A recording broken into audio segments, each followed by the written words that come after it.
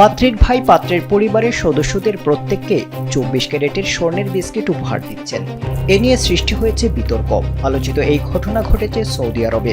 ইতিমধ্যে এই ঘটনার একটি ভিডিও সামাজিক যোগাযোগ মাধ্যমে ছড়িয়ে পড়েছে। ভিডিওতে দেখা যায় একটি বিয়ের অনুষ্ঠানে বসে আছেন কয়েকজন সুসজ্জিত পুরুষ। সকলের পরনেই শেখের পোশাক। তাদের সামনে এক যুবক একটি পাত্র নিয়ে ঘুরে বেড়াচ্ছেন।